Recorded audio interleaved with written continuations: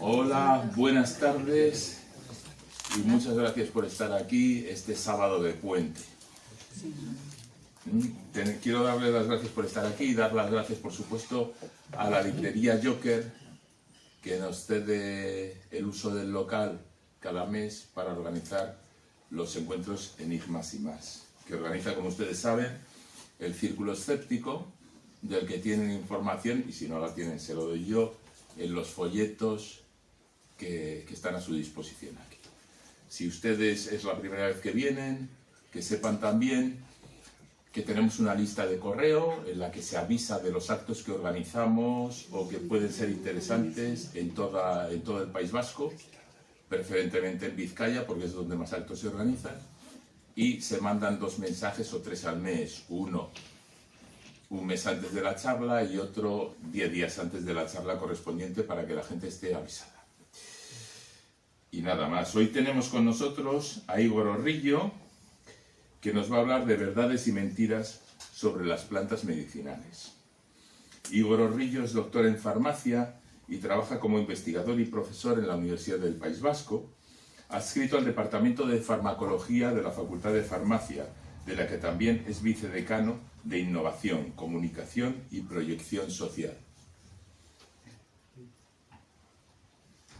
Imparte clases de farmacognosia, farmacología de los productos nacionales y naturales y fitoterapia, que es de lo que nos va a hablar hoy, desde hace 13 años en el grado en farmacia. Su área de investigación se centra en los trastornos mentales y la neuropsicofarmacología. En los últimos años se ha dedicado tanto al estudio de nuevos antidepresivos y antipsicopáticos como a la búsqueda de nuevos biomarcadores en pacientes con trastornos psiquiátricos. Después de su charla tendremos el coloquio debido ahora todo tuyo. Buenas tardes y muchas gracias, Luis.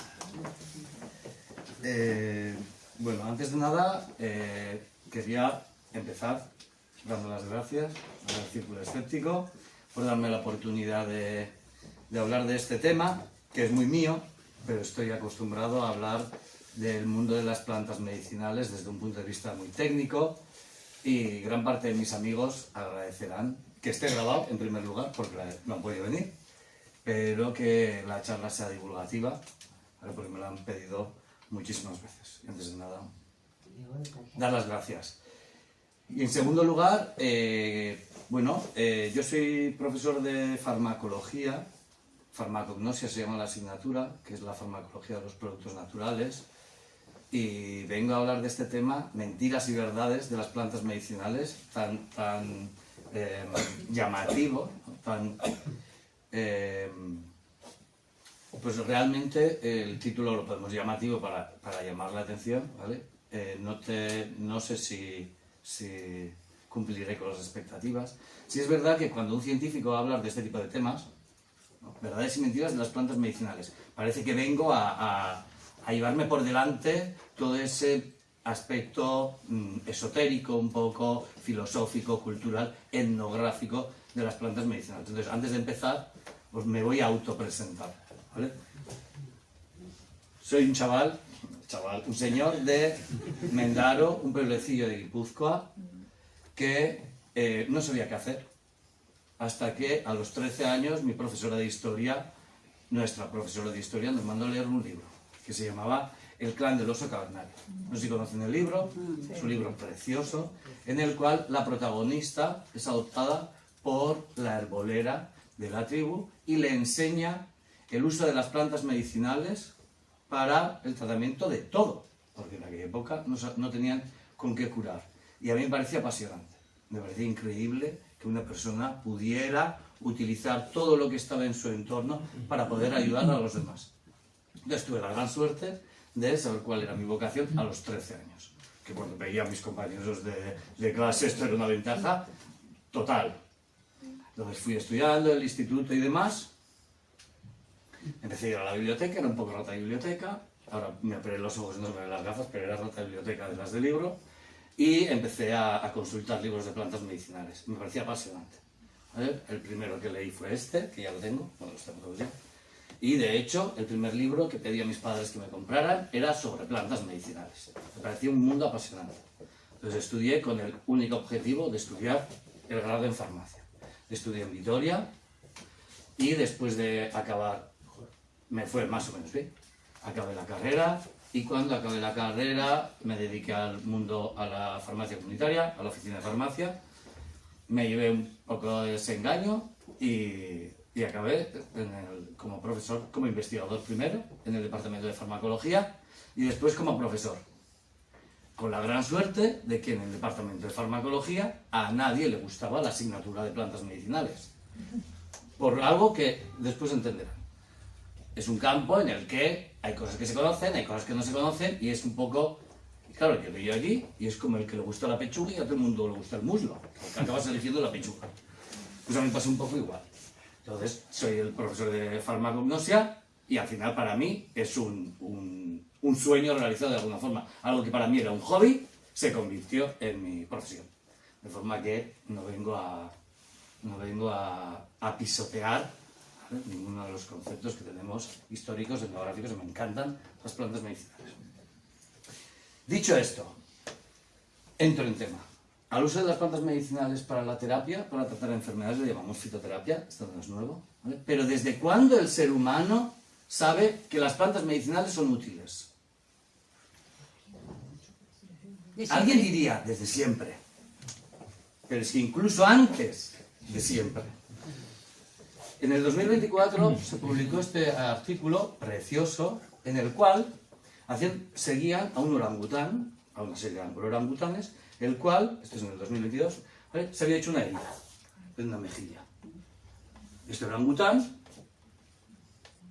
percibió el dolor y empezó a visitar un árbol del cual cogía las hojas, las masticaba y se las iba poniendo en el ojo. Al cabo de 2 meses cicatrizó, ninguna infección y demás. La herida es más complicada de lo que parece, más seria de lo que parece, ¿vale?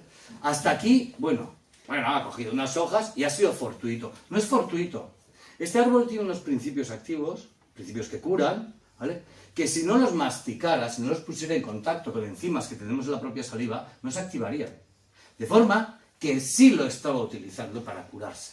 Sabía lo que estaba haciendo, ¿vale? Existen guacamayos, existen otro tipo de animales que también utilizan el ambiente para tratarse, ¿vale?, pero no de esta forma.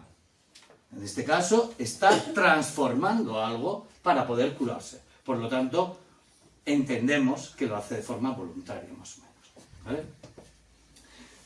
Si vamos al ser humano, ¿vale?, al ser humano actual, ¿vale?, pero tenemos este artículo del 2016 en el que recogen, ¿vale?, diferentes hallazgos arqueológicos de los neandertales, los cuales se han hallado en diferentes cuevas, diferentes sitios, se han hallado restos de semillas y de plantas, ¿vale?, que nos lleva a pensar a que puedan ser un uso terapéutico. Pero ustedes pueden pensar, bueno, igual se las comían en forma de alimento. Sabemos que no se los comían, que no hacían uso de esas plantas como alimentos porque no tienen ningún valor nutricional, no tendría ningún sentido más allá de que pensaran que pueden ser para curar alguna dolencia. Además utilizaban, cuando tiramos de biblioteca, lo que vemos es que son plantas como la manzanilla o la milenrama, que son plantas bastante habituales en la fitoterapia, ¿vale?, y que no tienen utilidad nutricional.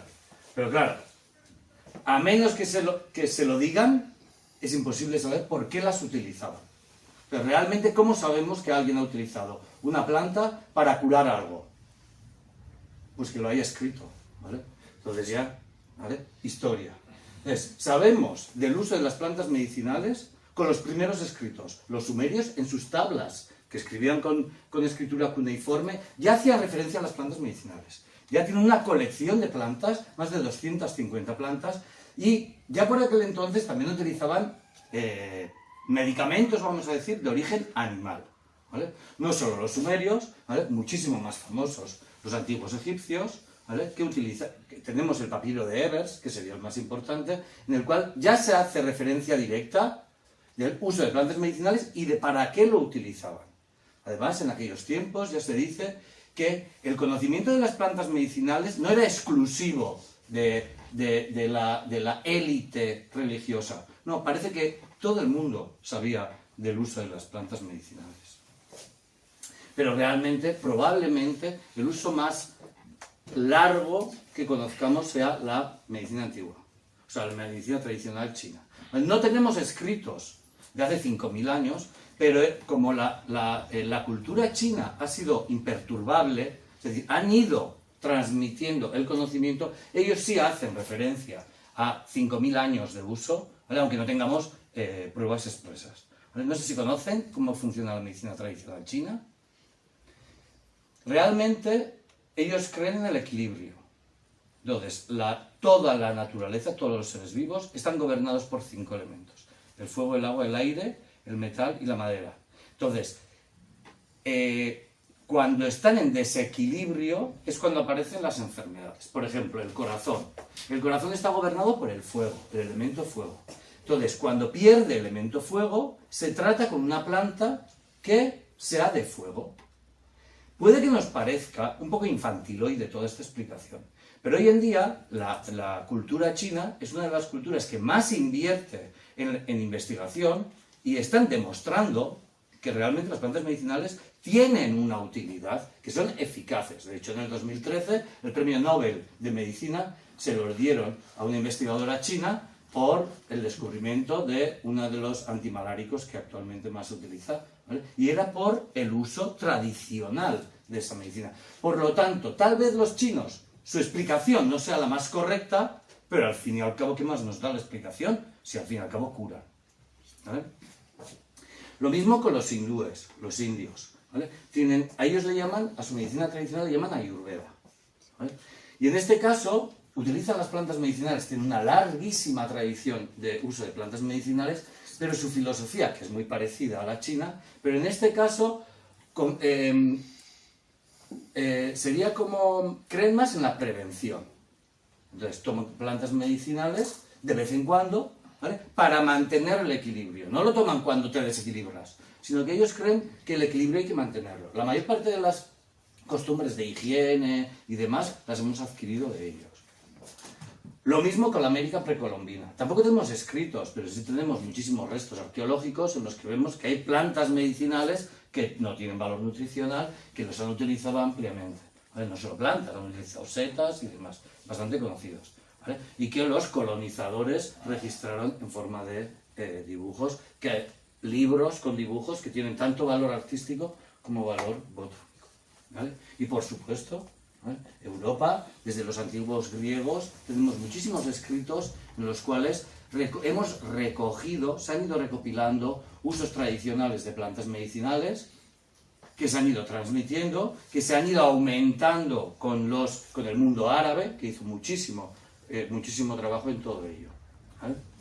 Y llegamos a nuestros días, en los cuales, desde mi punto de vista, se ha perdido. Algunos pensarán, se ha perdido la tradición. No se ha perdido la tradición, se ha perdido el conocimiento popular de cuál es el valor de las plantas medicinales, ¿vale? Y que intentaré hoy aclarar algún aspecto, ¿de acuerdo? Bien, entonces, con ese título tan sensacionalista que le he puesto mentiras y verdades, ¿cómo te atreves, no? De alguna forma. Voy a empezar con las verdades. No le voy a dar tanta importancia a las mentiras porque quedarán aclaradas, creo. ¿De acuerdo? Entonces, en primer lugar, ¿qué es mejor? ¿Una sustancia natural o sintética? No, lo natural siempre es mejor. Es que tampoco tenemos muy claro lo que es natural y lo que no es natural, ¿vale? Porque actualmente, ¿vale? Vamos a tener la farmacoterapia y la fitoterapia, ¿vale? Como farmacólogo les explico. Voy a intentar que los conceptos sean más o menos manejables. Si no lo es, lo preguntan. ¿Vale? La farmacoterapia y la fitoterapia. Empiezo con la fitoterapia. Fitoterapia le llamamos a cuando se utilizan las plantas, ¿vale? O un extracto, ¿vale? Que no lo hayamos purificado, ¿vale? Como la manzanilla, ¿vale? La manzanilla nadie la mastica, ¿vale? ¿Qué es lo que hacemos? Hacemos una infusión, porque entendemos que aquello que tiene la propiedad de curar se disuelve en agua.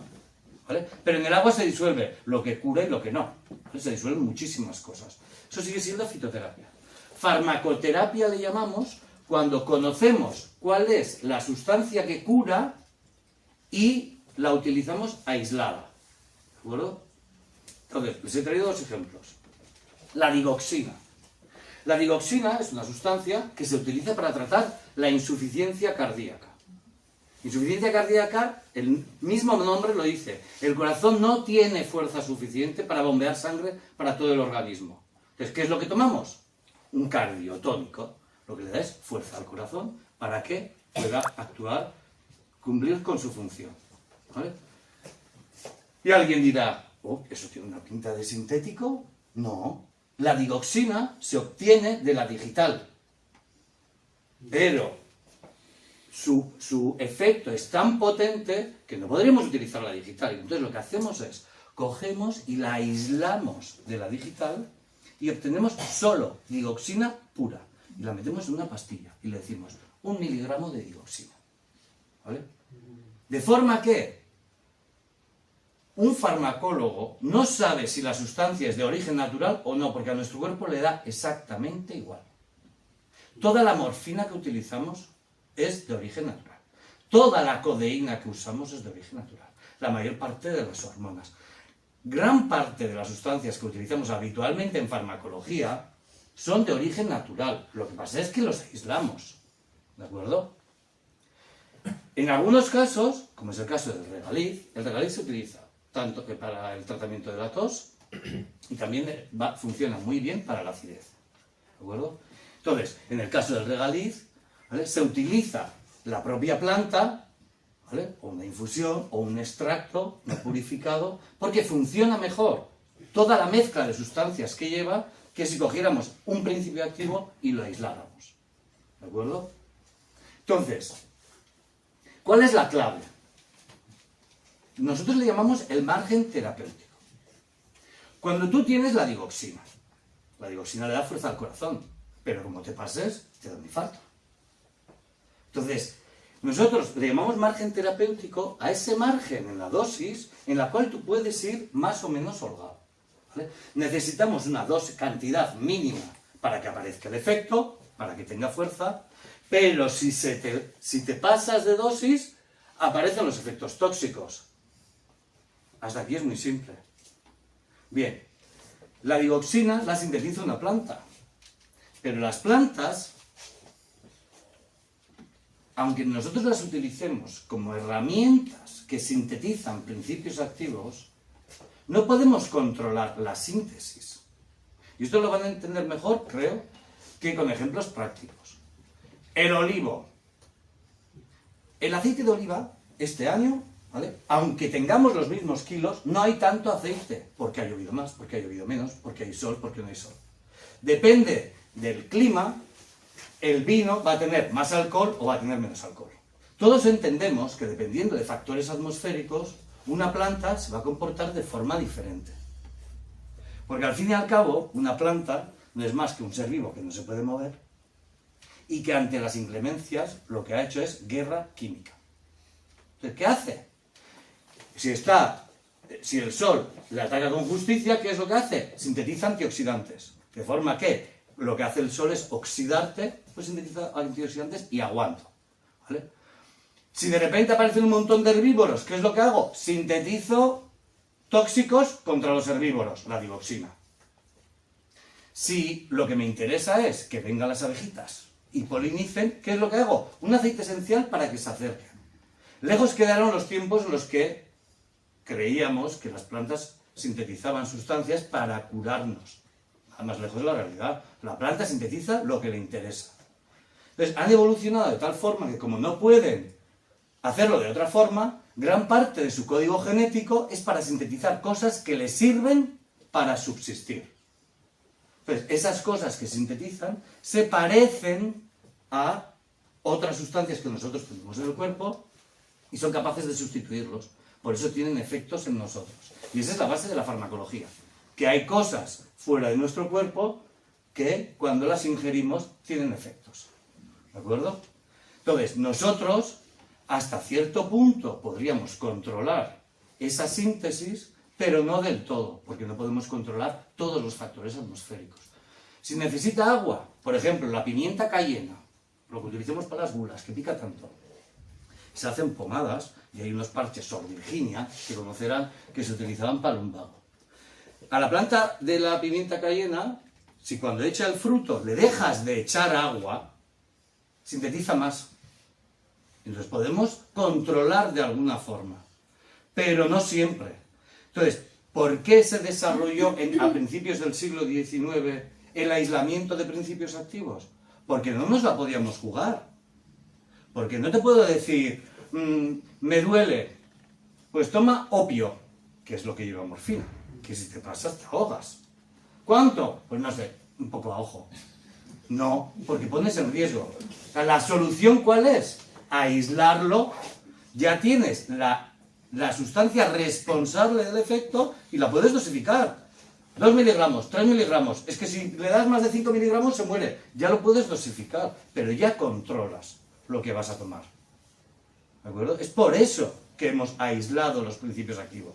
Y después, la química nos ha ayudado a que esas estructuras, modificándolas un poco, hemos hecho que tengamos medicamentos más seguros que los naturales, más eficaces que los naturales, pero todo ha sido para mejorar.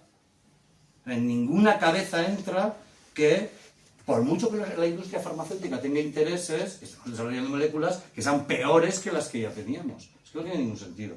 ¿De acuerdo? Entonces, ¿dónde queda la fitoterapia?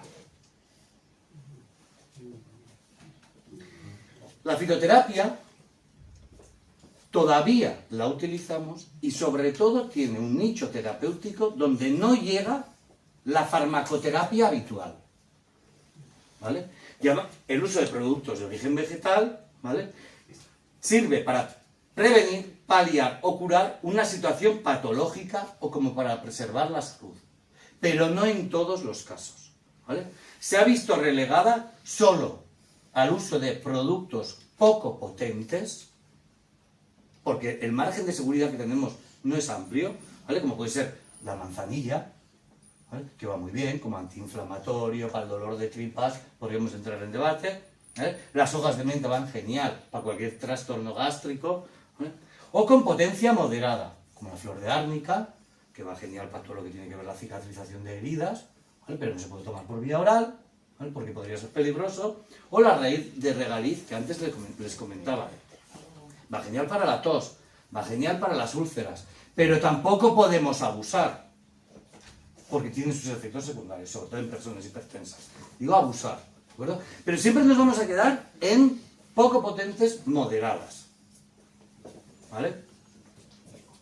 De hecho, la fitoterapia, y esto ya es ley, ley médica, ¿vale?, solo se puede utilizar en el tratamiento de enfermedades leves y moderadas.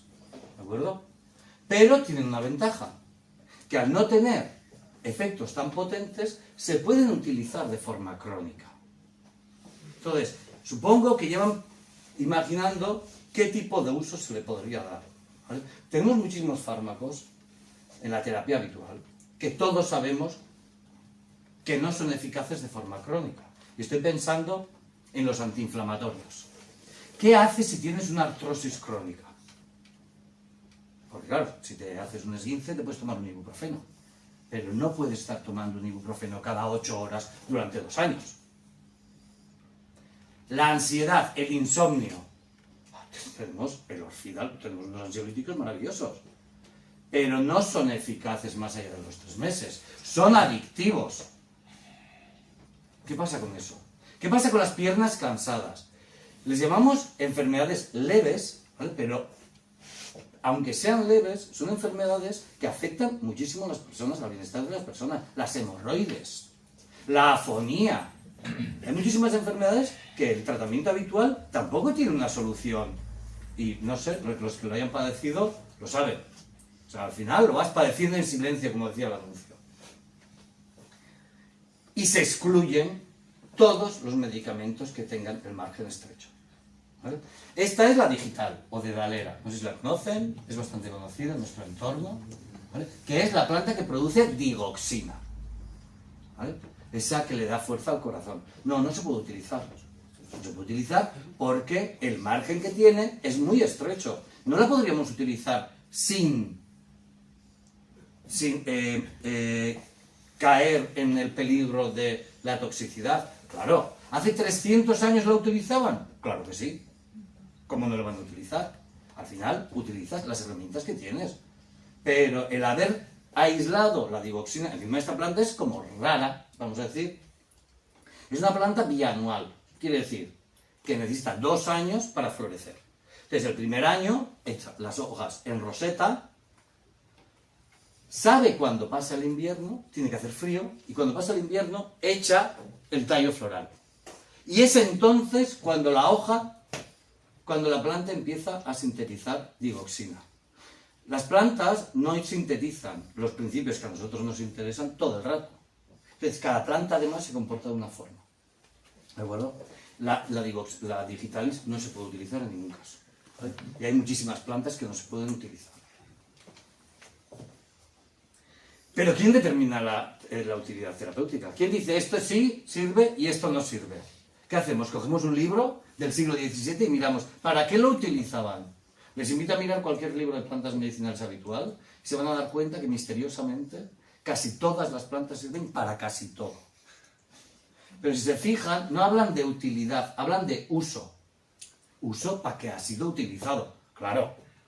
Ya les digo que aunque los sumerios, los egipcios y los griegos utilizaran muchísimas sustancias, no todas eran eficaces.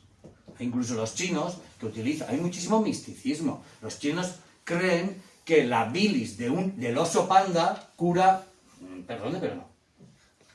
Entonces, hay cosas que sí y hay cosas que no. Y actualmente no lo conocemos todo, porque tampoco se invierte tanto dinero como para que podamos haber visto todo. Pero los chinos, como les decía antes, están haciendo un gran esfuerzo económico en descubrir que sí y que no. ¿Vale? Pero ¿quién lo determina? ¿Yo? ¿O va usted y mira todo lo que se ha hecho? No. La Agencia Europea del Medicamento, que se hicieron muy famosos con lo de la vacuna del COVID, es la misma agencia la que determina si una planta medicinal es útil para el tratamiento de una enfermedad o no. No nos lo sacamos de una chistera, ¿vale? Y aquí les he traído una de mis plantas favoritas, que realmente es un árbol, ¿vale? Se llama Ginkgo biloba. Es un árbol, genéticamente hablando, muy antiguo. Saben que a lo largo de los siglos las especies van evolucionando, ¿vale? Y van desarrollando diferentes familiares. El Ginkgo biloba es como un dinosaurio, ¿vale? Tiene miles de años y en su rama familiar solo ha quedado el ginkgo. Para los chinos, para la medicina tradicional china, es una de las 10 plantas sagradas. Le llaman el árbol de los 1000 escudos, ¿vale? Y creen que es una de esas plantas que alarga la vida, de alguna forma, ¿vale? Cuanto más conocemos la medicina tradicional china y más conocemos qué plantas creen que son sagradas, mejor entendemos por qué creen que alargan la vida. Y es que su utilidad terapéutica lo avala, ¿vale? La Agencia Europea del Medicamento tiene una página, y en la página web, al igual que están las vacunas para el COVID, está el ibuprofeno y demás, están las plantas medicinales. Las plantas medicinales las tratan como medicamentos, ¿vale? Entonces, las indicaciones, que supongo que lo saben, pero indicaciones es para qué se puede utilizar legalmente, para qué está demostrada la utilidad de cualquier medicamento. En el caso de las hojas del Ginkgo biloba, no estoy hablando de que se haya aislado una sustancia, no. El extracto de hoja, que se llama fitoterapia, la propia planta, sirve para mejorar el deterioro cognitivo asociado a la edad, que sería como el primer estadio de la demencia, ¿vale? Estadios leves, moderados de la demencia, ¿vale? Y que ayuda a mejorar la calidad de vida en esa demencia, ¿vale? Además, bueno, esto se puede mirar, ¿vale? ¿Cuáles son los ensayos clínicos que están detrás de todo ello? Pero no les quiero aburrir con tanto dato. Pero está aceptado su uso. De hecho, en las farmacias hay un medicamento de los años 70, súper antiguo, que se ha utilizado para la demencia. ¿Actualmente se utiliza para la demencia? No tanto, porque ya hemos desarrollado tratamientos más efectivos. O, cuando menos, más seguros, ¿vale? Porque uno de los efectos adversos del Ginkgo biloba es que disminuye la coagulación, el poder de coagulación de la sangre. Entonces, claro, ya estamos hablando de personas que tienen cierto riesgo. Entonces, los médicos generalmente tampoco se arriesgan. También les digo que en medicina, en el grado de medicina, no se estudian las plantas medicinales. Esto es una de las razones por las que los médicos no suelen confiar en las plantas medicinales, ¿vale? Más allá de que haya médicos que por su propio interés hayan estudiado el tema, ¿vale? Y además sirve para aliviar las piernas cansadas, la sensación de picazón. Al final lo que hace es mejorar la vascularización. Porque aquí cuando habla del deterioro cognitivo asociado a la edad, es aquella falta de riego que decíamos, que realmente es una falta de riego, es cuando la sangre no llega a todas las zonas del cerebro, ¿de acuerdo? Y de la misma forma actúa a nivel periférico, mejora el retorno venoso, dándole tampoco me voy a meter mucho, ¿vale? Iba a explicar el mecanismo, pero mejora, ¿vale?, el trastorno periférico, ¿vale? Les he traído un par de ejemplos, ¿vale? Los ejemplos que a mí más me gustan, ¿vale? Y que son los que realmente han hecho que la gente que no confiaba tanto en la fitoterapia, confíe, ¿vale? Porque esto no se trata de me lo creo, no me lo creo, es evidencia.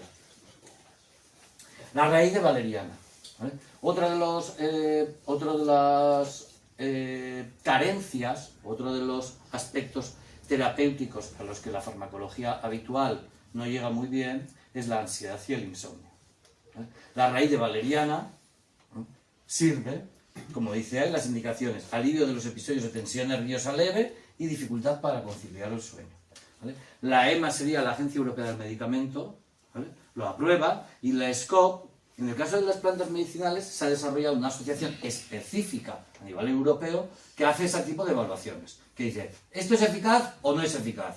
O sea, tiene como una doble, ¿vale?, verificación. Pero claro, esta chapa que les he puesto aquí es para que vean cómo los farmacéuticos entendemos que una planta medicinal se puede utilizar como medicamento.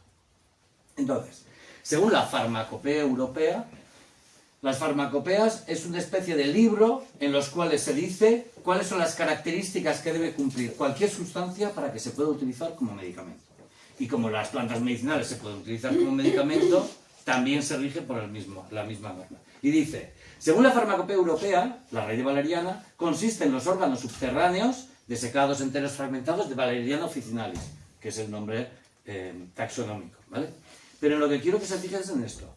Debe contener un mínimo de 4 mililitros kilogramo de aceite esencial y 0,17% de ácidos esquiterpénicos. Es decir, no me sirve cualquier valeriana. Tiene que cumplir estas características. Te estás asegurando de que tiene ese principio activo que es capaz de curar. ¿Por qué es esto importante? Porque hay quien piensa que si siembra valeriana en su casa y coge esa valeriana y se la toma en infusión, debería tener el mismo efecto que yo he leído que dice la EMA. No, señores. Tiene que cumplir unos mínimos de calidad. Porque tal vez la valeriana que usted tiene en esa maceta está creciendo saludablemente, pero no tiene suficiente luz para que sintetice los ácidos esquiterpénicos. Quiere decir, una planta, aunque parezca que crece saludable, no quiere decir que tenga principios activos. Un ejemplo que siempre les pongo a mis alumnos, porque el sensacionalismo les atrae, la marihuana. Si usted planta una planta de marihuana en Irlanda o en Sudán, en las dos va a crecer y va a tener una pinta de saludable. Pero la marihuana, para que tenga cannabinoides, aquello que te hace tanta gracia, necesita mucho sol y necesita calorcito. Entonces, si analiza la marihuana de Sudán, va a tener muchísimos cannabinoides, esas sustancias que dan risa, y la de Irlanda, por muy saludable que parezca, no tiene apenas nada. Porque la síntesis de ese principio activo depende de ciertos factores. Por lo tanto, si usted planta en su maceta valeriana, por mucho que piense que le va a hacer efecto, no tiene por qué. Y los farmacéuticos lo sabemos. Entonces, si usted va a comercializar su raíz de valeriana como medicamento, tiene que cumplir estas características, porque si no, no me lo creo. Y si no, no pongo en la mano el fuego en decir que es capaz de tratar el insomnio. ¿Sí? Lo mismo con el jengibre. Otra de las estrellas. Traigo también las estrellas, ¿eh? El jengibre, que todos conocemos, ¿vale? Ya no me voy a meter en detalles, ¿vale? Pero sabemos cuáles son los principios activos responsables. Cuando no se comercializa como farmacoterapia, generalmente suele ser, aunque conozcamos los principios activos, porque funciona mejor la mezcla que lleva que si los aisláramos. Por eso lo solemos utilizar en forma de fitoterapia, ¿sí? Y esto pasa con el jengibre, ¿vale? El jengibre se utiliza para las náuseas y los vómitos, súper eficaz. Tan eficaz y tan seguro que se puede utilizar en embarazadas. Que es esa parte de la población que apenas se le puede dar nada. Bueno, lo estoy gesticulando, pero vamos, que es que lo coge, ¿vale? Paracetamol y poco más, ¿vale?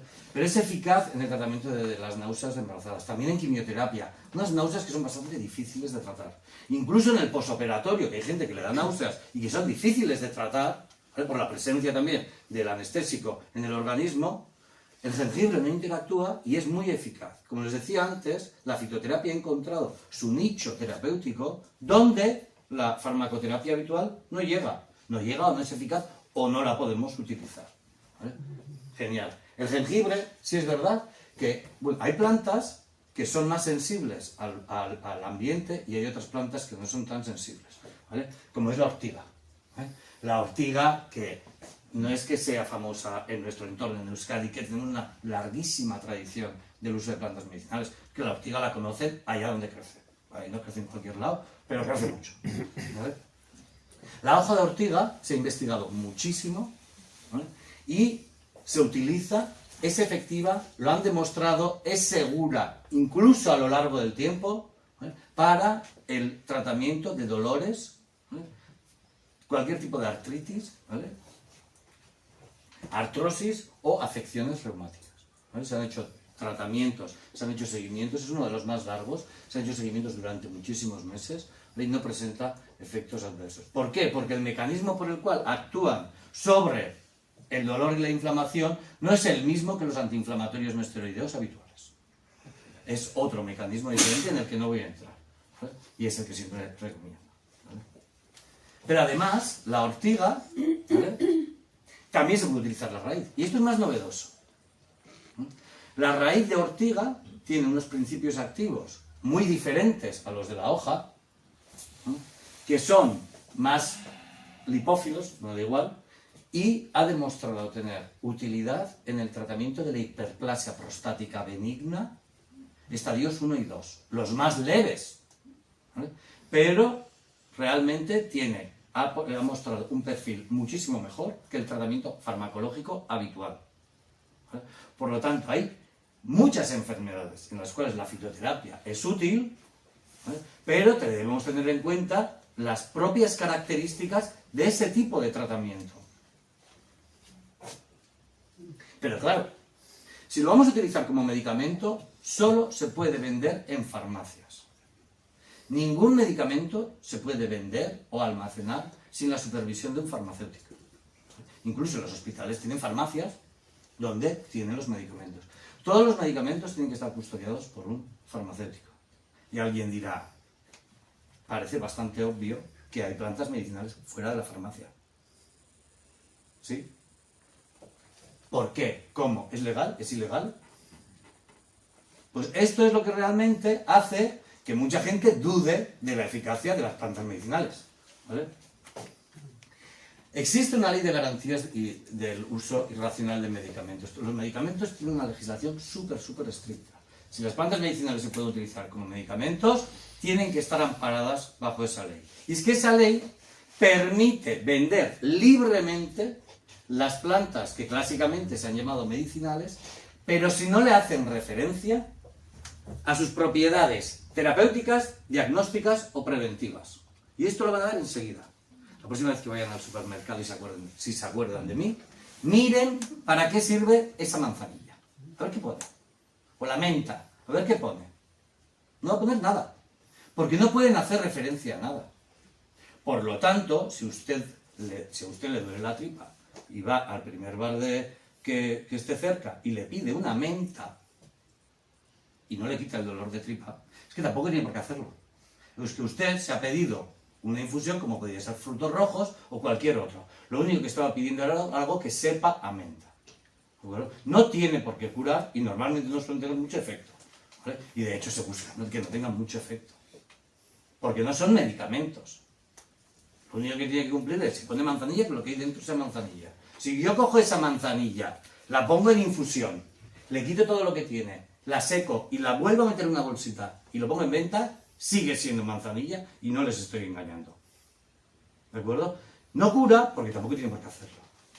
¿De acuerdo? Si no cura, claro, no tiene efectos adversos, lo que faltaba. ¿Vale? Que encima tenga efectos adversos. Entonces podemos encontrar plantas medicinales en el supermercado, ¿vale? En herboristerías. Si es verdad que las herboristerías, por razones súper obvias, intentan comprar, ¿vale?, plantas que tengan una mayor calidad. ¿Vale? Todos en ese mundo saben que tienen mayor calidad, menos calidad. ¿Vale? Y también les invito a que si alguna les hace falta, compren manzanilla en una farmacia. Van a descubrir una planta que no conocían. O la menta, van a descubrir una planta que no conocían. ¿Vale? O el anís mismo, ¿vale?, que va genial para todas las pesadez gástrica y demás. Y descubrirán que el anís sabe un poco a regaliz. ¿Vale? Las plantas medicinales, cuando se utilizan como medicamentos, cuando está asegurado su efecto, son más fuertes como menos. Con media cucharadita de menta ya te haces una infusión. Hace falta esa pedazo de bolsa que generalmente nos venden. Eso sí, queda prohibida su venta ambulante. ¿Vale? En las ferias ambulantes no se puede vender. Oh, pues yo he visto en una feria que ponían así sacos y encima tenía un cartel que ponía para el dolor de cabeza. Pueden hacer lo que quieran, pero eso es total y absolutamente ilegal. Primero, porque y todo tiene razones, no es solo económico. Es que esa planta ha podido coger humedad, luego ha cogido hongos, luego ha cogido tal. Es que no sabe usted de dónde ha salido eso y se va a hacer una infusión y se lo va a tomar. No tiene demasiado sentido. Y encima le hace referencia al tratamiento. Yo he visto a veces que ponía para la depresión. Oiga, la depresión es una enfermedad muchísimo más seria como para que me ponga ahí, que tomándome 3 infusiones de esas que tienen el saco, que puede estar lleno de lo que sea. ¿Vale? Entonces, es lógico que la venta ambulante sea ilegal. ¿Vale?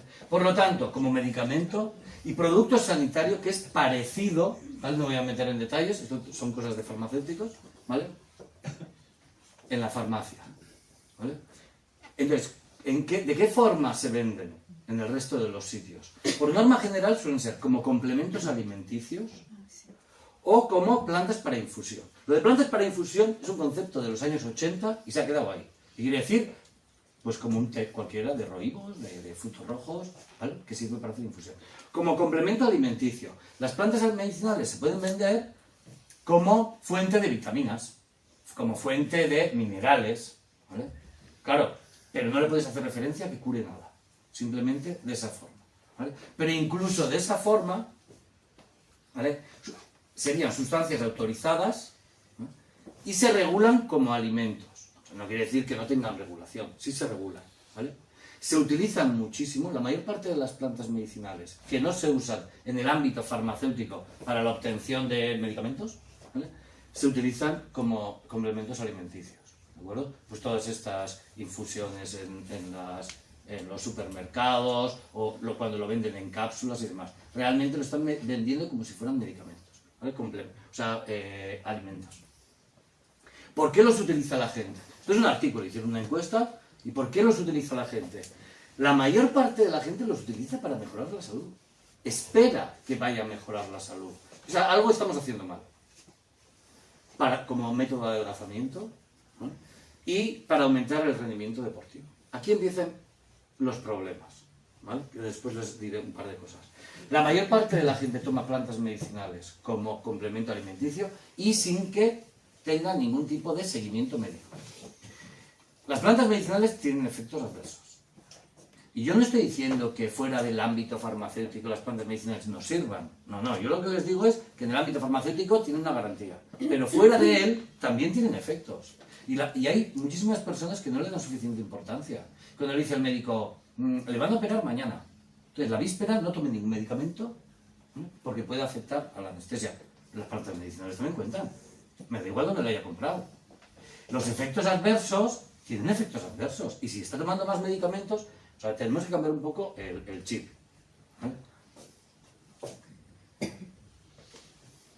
Y hay muy pocas pruebas de la eficacia de para qué lo utilizan, sobre todo en lo que tiene que ver con la mejora de la salud. De hecho, el año pasado salió en la ECOSAN y la Organización Médica Colegial a nivel estatal previniendo del uso de complementos alimenticios y nutricionales. ¿Cuál es la diferencia? Nutricional, complementos alimenticios es que tú, estando sano, puedes tomar complementos para mantenerte sano, ¿vale? Los nutricionales se suelen utilizar sobre todo para la mejora deportiva, para la recuperación cuando has hecho mucho ejercicio. Claro, se están dando cuenta de que le están complementando sustancias que pueden ser peligrosas. La efedra es una planta que tiene efectos tipo anfetamina. Claro, se los añaden, claro, no vas a dar mayor rendimiento, muchísimo rendimiento, pero luego tiene muchísimos efectos adversos, como la depresión y demás, ¿vale? Entonces, realmente el efecto sobre la sociedad está siendo tan potente que ya nos han puesto sobre aviso para ello, ¿vale? Estas son las verdades, ¿vale? Y ahora les contaré las mentiras, aunque ya supongo que las pueden prever, ¿vale? Lo natural es siempre mejor y más seguro. Es más seguro porque las que hemos elegido para la fitoterapia así lo son. Cojan ustedes una digital con su flor, una adelfa, y se comen 3 hojitas y me dicen si es seguro o no es seguro. Es seguro porque así hemos decidido, porque hemos elegido las plantas que ofrecen mayor seguridad. No tienen efectos secundarios, lo mismo. Tienen efectos secundarios las que tengan efectos leves. Pero, por ejemplo, hay algunas. Las que tienen, por simplificar hasta el absurdo, si me escucha una profesora de botánica me mata, pero las que tienen forma de margarita, ¿no? Hay muchísimas personas que son alérgicas a ese tipo de flores. Daños hepáticos.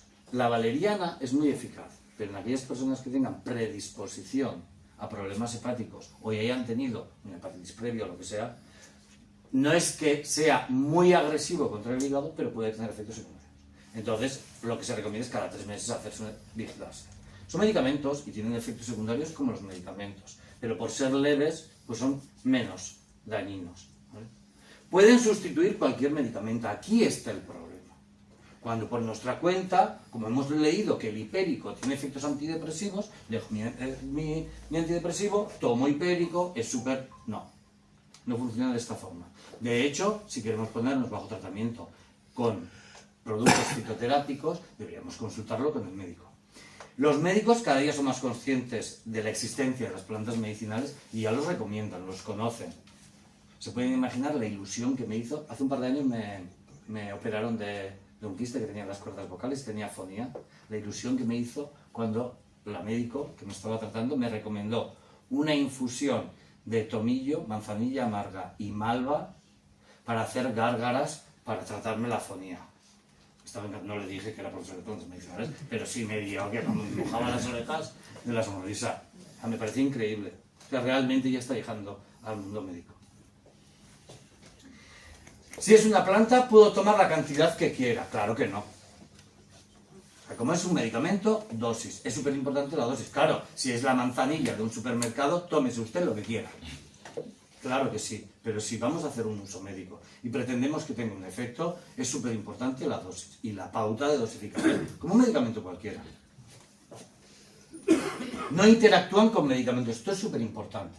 Si están tomando plantas medicinales y van a empezar el tratamiento con un medicamento, el médico lo debe saber. Y al revés también, porque pueden interactuar. Antes se lo decía con el ginkgo biloba. El ginkgo biloba no es como el sintrón, no es tan potente sobre la coagulación, pero si está tomando sintrón, no puede tomar ginkgo biloba, ¿vale? Por mucho que sea natural.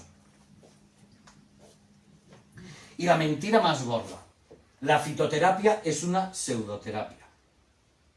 Supongo que ya les he convencido de que no es una pseudoterapia, ¿vale?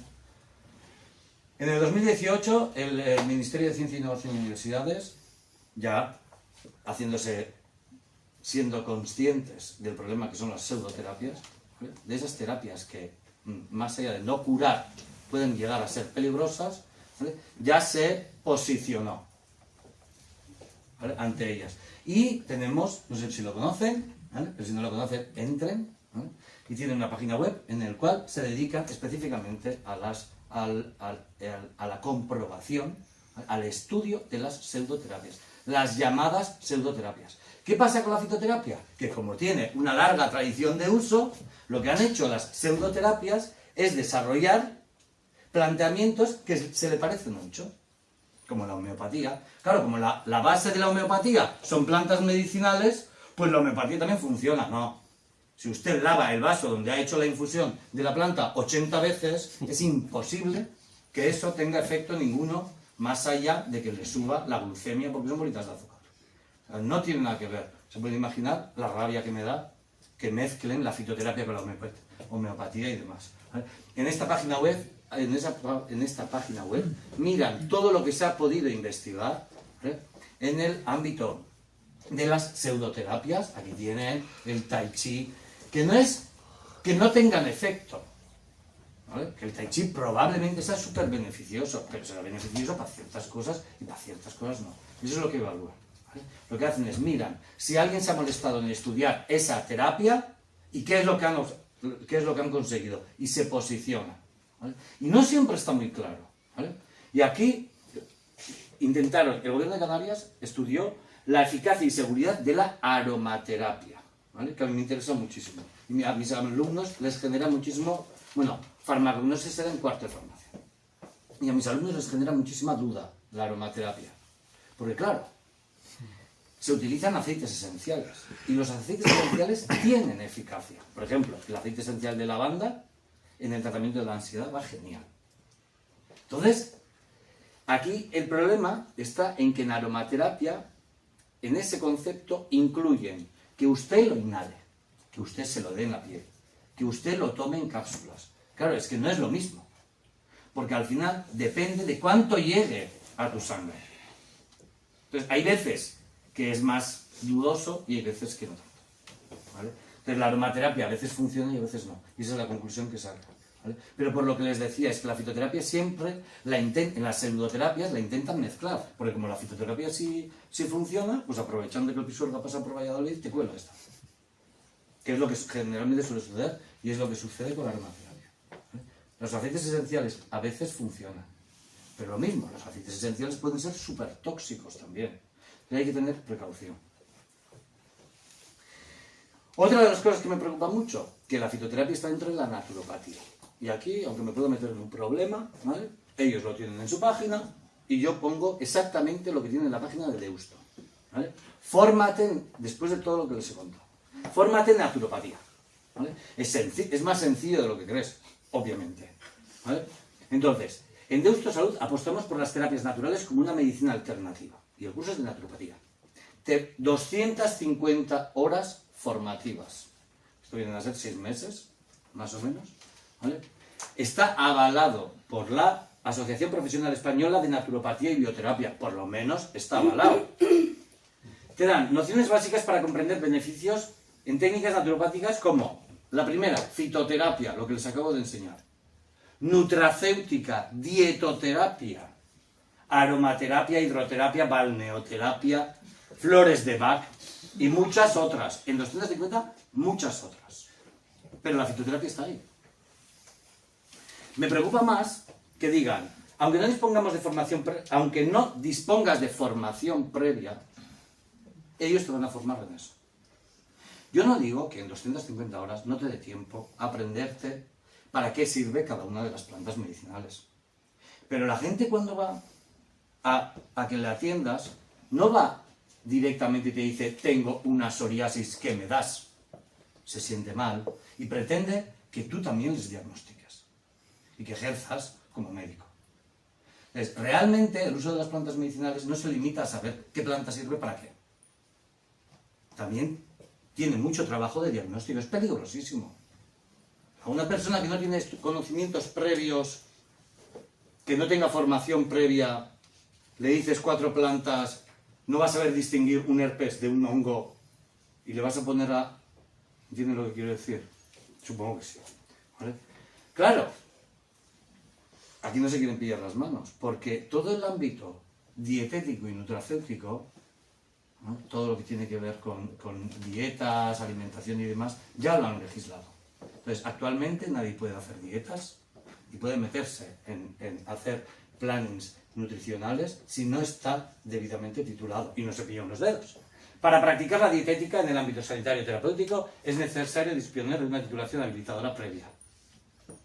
Entonces, si es verdad y si estoy de acuerdo, si quitaran esta frase, pues probablemente una persona que ya tenga nociones de terapéutica, nociones médicas y demás, que le hablen de fitoterapia, pues tampoco lo veo mal. Pero esto es muy arriesgado. Cuando vamos a la APEMB, ¿vale? Que es esos que les están comprobando, ¿vale? La calidad, lo primero que dicen es tu salud en manos de profesionales cualificados. Según lo anterior, pero cuando vamos a la validación, cuando va rastreando, cuando va chequeando qué está detrás de todo esto, no se pillan los dedos y dicen la verdad. APEM no homologa los cursos, nadie tiene competencia para hacerlo, nadie puede homologar ningún curso, es totalmente ilegal y falso, ya que los únicos que tienen competencia son los organismos estatales. Al día de hoy, las terapias naturales carecen de homologación alguna. Por lo tanto, APEM acredita que el curso ha sido analizado por un equipo profesional competente y que cumple las mínimas garantías de calidad. Unos se basan en que les acreditan los otros y los otros dicen no, nosotros no acreditamos. Nosotros miramos por la calidad del curso. Entonces, hay que tener un poquitín de cuidado con todo esto, ¿vale? Y vuelvo a lo primero, al principio, ¿vale? No quiero quitarle ese halo místico al uso de las plantas medicinales. El uso ancestral de las plantas medicinales es obvio, a mí me encanta, y cada vez que sé de alguien que en su familia clásicamente han utilizado plantas medicinales, les interrogo directamente para ver para qué lo utilizaban. Gran parte de los usos se han demostrado, muchos otros no. El caso de la verbena, que aquí en Euskadi ha sido como una planta prácticamente milagrosa. Pues apenas sabemos nada de la verbena, porque nadie ha destinado dinero para investigar esa planta. Muchas veces no sabemos si es útil o no. Yo no me pillo los dedos, yo no voy a decir no sirve o sí sirve. No, si hay evidencia, le digo que sí. Si no, no hay evidencia. Pero no es que no haga nada. ¿De acuerdo? Entonces, realmente ese halo místico sigue, pero si vamos a hablar de salud, tenemos que hablar con evidencia, que lo respalde. ¿De acuerdo? Entonces, simplemente, en modo de resumen, que la fitoterapia es eficaz, pero que conlleva riesgos, en tanto en cuanto los utilicemos como medicamentos, que debemos limitar su uso al tratamiento de enfermedades leves o moderadas, ¿vale? Tenemos que limitarnos a su uso legal, por decirlo de alguna forma, y consultar con profesionales cuando así haga falta. Y que nunca debemos sustituir tratamientos médicos sin ningún tipo de supervisión, ni sumarle plantas medicinales a un tratamiento ya restablecido. Y lo más importante, mantener una actitud crítica con cualquier fuente de información, incluso conmigo. Debemos estar seguros que aquello que nos recomiendan realmente es fiel a la verdad y está basado en evidencia. De hecho, hace poco he leído que el gobierno chino está empezando a plantearse multar a cualquier persona que dé su opinión sobre arquitectura, medicina, ámbitos importantes en las redes sociales si no está titulado. Si no estás titulado, cállate. Porque al final de alguna forma, lo que está haciendo es prevenir problemas. A nadie se le ocurriría poner a construir una casa a una persona que no tenga ni idea de arquitectura. Pero es que tenemos muchísimas personas recomendando plantas medicinales, recomendando dietas peligrosísimas y demás sin ningún tipo de conocimiento. ¿Vale? Entonces, la única forma de protegernos es un pensamiento crítico.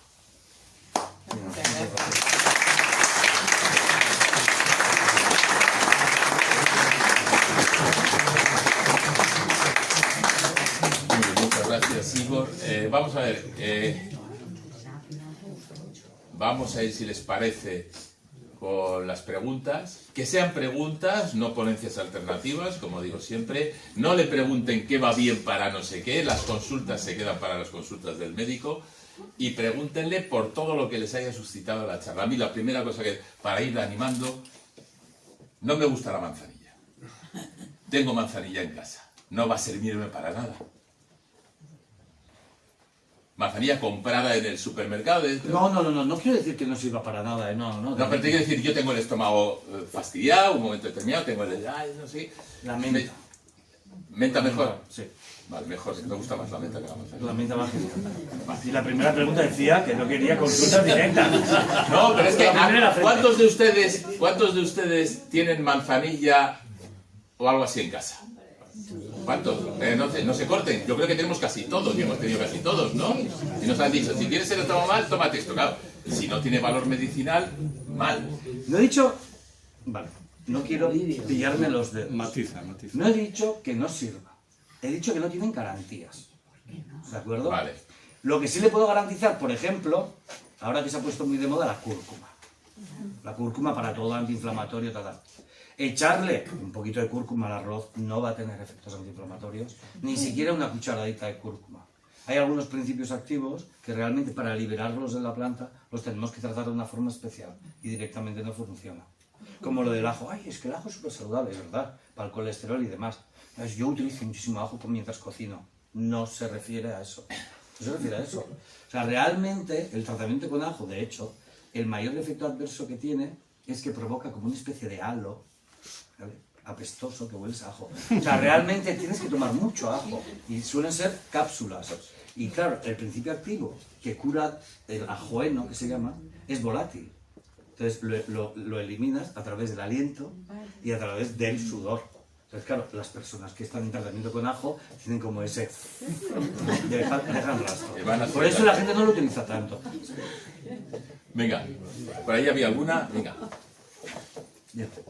¿Yo o yo? Sí, tú. Bueno, ¿cómo? Una cosita, una apéndice. A mí me daban infusiones de verbena cuando era niña como antiparasitario. Yo no sé, pero ahí soltás todo, cualquier cosa de lo amargo que es. ¿Cómo se puede resolver el tema de, bueno, a lo mejor son creencias, por ejemplo, el uso de la stevia, que dijeron que estaban a punto de prohibirlo porque la gente creía que curaba la diabetes, que la gente que lo consumía, que varias amigas lo consumimos y amigos, sabemos que no lo cura, es una alternativa al azúcar que parece que hace más daño. Entonces uno empieza a sospechar de la farmacopea, porque a mí me parecía que eran intereses económicos para que sigamos consumiendo bollería y darle azúcar, No. que algo natural. Es mitad y mitad. Estaban en lo cierto, eran intereses económicos, pero realmente no eran intereses económicos para que consumieran bollería. Sino que la stevia, las plantas medicinales, la legislación española no incluye todas las plantas medicinales de la misma forma. Entonces, si son conocidas, el mercado está más o menos controlado. Entonces, las aduanas, hay un farmacéutico que los controla. Si son plantas, nuevas plantas, necesitan ser legisladas. Entonces, hubo un tiempo en el cual la stevia no estaba legislada. Entonces, no lo podían traer como alimento, tampoco lo podían traer como planta medicinal. Entonces, hubo como una especie de vacío legal en el cual nadie entendía por qué no se podía utilizar la stevia. Pero realmente era por un problema legislativo. Y ahora ya no. En los 70 y muchos 80 me encantó la fitoterapia. Casi dejo la historia y me pongo a estudiar medicina. Lo dejé. Estaban con todos los temas de Maurice Meseguet. No. Este era un francés que montó toda una cadena de tiendas de arboristería en Donostia, en Bilbao, no sé si llegó a ver. Y contaba toda su historia, cómo por los años 50 había sido... había puesto, le persiguió la policía porque era un curandero, un charlatán, ¿no? Y como luego se fue dignificando. Entonces, bueno, pues me ha gustado mucho esta charla porque veo cómo ha evolucionado. Y la pregunta, Ginkgo biloba, ¿qué medicinas hacía en los 70? El Tanakene se llama. Es un medicamento y es un extracto etanólico. Tanakene todavía está y todavía se utiliza. Pero ya, mi opinión Sí. es que es tan barato y es tan que ha perdido. Y tenemos medicamentos que hoy en día para la demencia. Es que la indicación del Tanakene solo hace referencia a la demencia. Entonces, para el tratamiento de la demencia tenemos tratamientos que son más efectivos. El tratamiento del Tanakene el Tanakene va genial para todo lo que son piernas cansadas, varices, hemorroides. Porque las hemorroides y las varices, el origen es el mismo. O sea, si usted tiene un problema vascular, afecta de la misma forma. Muchas retinopatías. Si con el Ginkgo biloba, los chinos han hecho muchísimos ensayos clínicos, pero los ensayos clínicos con plantas medicinales llevan siendo decentes, y no he dicho buenos, desde el 2010 aquí. Entonces, casi todo lo que se ha hecho antes del 2010, que tampoco está muy bien hecho. Tengan en cuenta que las plantas medicinales no se pueden patentar. En la industria farmacéutica, plantas medicinales en general no tienen mucho interés. Lo que puede patentar es el extracto. Es decir, cómo obtiene los principios activos. No todos los principios activos se disuelven en agua. O sea, no todos los principios activos pueden hacer infusiones. La cúrcuma, por ejemplo, ya puede hacer una infusión que no. Pero con el cannabis pasaría lo mismo. Entre los jóvenes, por lo menos, ya es conocido que si usted quiere sacar los principios activos del cannabis, lo tiene que hacer en leche, porque la leche tiene grasa. Y es que los principios activos se disuelven en grasa, perdón. Entonces, con el Ginkgo biloba hay un extracto que está comercializado, que de hecho mi pincho es de ese extracto, y se están haciendo muchísimos estudios para el tinnitus, que son los ruidos, los acúfenos, que va bien. Hay gente a la que le va mejor que a otros, pero hay muchísimas evidencias y muchísimas otras enfermedades, las demencias, retinopatías y demás, pero que no está totalmente demostrado. ¿Por qué? Porque los ensayos clínicos que se han hecho no tienen suficiente robustez, pero sí, el Ginkgo biloba lo conocemos desde hace mucho tiempo. Y sobre los charlatanes, el problema de los charlatanes es que si los charlatanes tienen un título médico, nos dan más problemas. ¿Vale? Como ¿cómo es? Hay una señora, no sé el nombre, que tiene una serie de pastillas, Sí, magnesio, sí. más. La de aquí, María la Ana María, no sé, María la Justicia, que es de Bilbao. Lo mismo, que tampoco nos ayuda mucho el que vaya diciendo cosas que algunas son ciertas y otras no, pero es que es una señora bioquímica muy prestigiosa y algunas cosas son las que... Entonces, cuando hay gente que sabe de temas y se mete en otro tipo de fregados, pues es difícil. Más. Sí, hubo un producto, no sé quién, no me acuerdo la sigla, alguien lo conoció, que era a base de lejía, creo, era muy raro. No, el MMS, Ese. vamos a ver, el MMS es lejía, vulgarmente dicha. ¿En serio? Sí, que lo vende un estafador catalán y que dice que curaba el COVID. Eso es. Ni se le ocurra seguir... Vamos a ver, por favor, No, nunca lo cualquier hice. sujeto que... Además, la sigla MMS quiere decir algo, producto no sé qué, milagroso. O sea, todo lo que lleve en el nombre milagroso, huyan de ello, como de la peste. Por favor, no hay nada que cure todo. Bueno, yo no soy médico, pero no hay nada que cure Yo tampoco todo. soy médico, soy farmacéutico, pero un ejemplo de lo que son los bulos. Durante un tiempo, bueno, el aloe vera sirve para muchísimas cosas, pero la mayor parte de las enfermedades que puede tratar son por vía tópica, quemaduras y demás, regenerador. Por vía oral tiene un efecto laxante bastante potente, bueno, mediano vamos a decir, no bastante potente. Pero hubo un tiempo en el que se asoció el efecto laxante con cáncer de colon. Entonces, durante un tiempo se suspendieron todos los productos, medicamentos que llevaran aloe vera para el tratamiento del estreñimiento.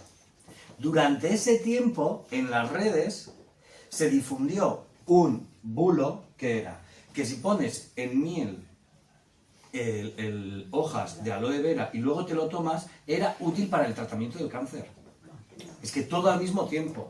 Pues hay que tener muchísimo cuidado. Yo siempre les digo a los alumnos, si ahora mismo ponemos un tuit en el que digas que el bicarbonato es el tratamiento más útil en el tratamiento del cáncer, lo que pasa es que a las empresas farmacéuticas no les interesa porque es muy barato, es que eso se va a hacer muchísimo más popular que cualquier evidencia Los con youtubers base. publican cualquier cosa, claro. Hay que tener muchísimo cuidado. Y cada vez es más difícil, incluso con la IA. Yo he hecho consultas a la IA sobre plantas medicinales de llevarte las manos a la cabeza. Porque la IA lo que hace es busca información, no sabe lo que es verdad y lo que es mentira. Entonces busca información. Si aquello que decían, si dices una mentira muchas veces se convierte en verdad, esa es la IA. Sí, ya. Que si lo han dicho muchas veces, aunque sea mentira, es la primera respuesta que te va a dar. Cuidado con las plantas medicinales y la IA, porque son muchas las mentiras. ¿Más? Tendremos que adoptar a una curandera de las de antes. Porque ningún médico te va a recetar nada natural. Yo creo que hay un desconocimiento bastante enorme de la medicina tradicional o ancestral. Sí, pero mucho de lo que se utiliza en la medicina tradicional tampoco sirve. Ah, vale. Quiero decir, algunas cosas sí y otras no. A ver, al final, si nos limitamos a enfermedades leves o moderadas, usted podrá probarlo. Si tiene hemorroides, por ejemplo, hay tratamientos fitoterápicos que son muy eficaces. Muy eficaces. De hecho, hay una pomada que se llama Ruscus, que es a base de extracto de rusco, que es una planta, que es fitoterapia. Y es el tratamiento más eficaz. Pero la fitoterapia hoy en día no es frotarnos plantas. O sea, hoy en día ya sabemos cómo extraer los principios y estamos haciendo fitoterapia mucho más de lo que creemos. Mucho más de lo que creemos. Hay muchísimos medicamentos que las propias farmacias, cuando hablo con la gente, está en una caja, va en pastillas. Eso también es fitoterapia, porque no está aislado. Lo que pasa es que es como si hiciera una infusión de manzanilla, la concentra y luego la vende tal cual. O sea, aquello de las plantas en forma de infusión, cada vez menos. El acetilsalicílico, ¿no? El ácido acetilsalicílico es un caso raro, porque el ácido salicílico que tienen... La corteza del sauce no tiene ácido salicílico. Es mentira. O sea, lo que tiene es salicilina. Si usted toma ácido salicílico por vía oral, le provoca una úlcera que no sale de esa, porque es un ácido muy potente. Lo que tiene es salicina, que cuando usted se lo toma, su cuerpo lo metaboliza, lo transforma y lo convierte en ácido salicílico, pero ya una vez que está dentro de su organismo. Entonces, pero aun siendo así, no es como el ácido acetilsalicílico. Son parecidos, pero no. Es casual que sean, pero sí es muy útil. Como antiinflamatorio es súper útil. Y menos efectos secundarios que el ácido acetilsalicílico. ¿Más? Bueno, pues si no tienen más, antes de despedirnos de Igor, les aviso de que el 25 de abril volveremos a estar aquí para estar con la historiadora Antonia de Oñate, que nos va a hablar del pensamiento conspiranoico y las conspiraciones a lo largo de la historia. Y yo les pido un fuerte aplauso para Igor, que ha estado fantástico, que nos ha explicado muchas cosas y las que nos tendrá que explicar más veces, por lo menos a mí.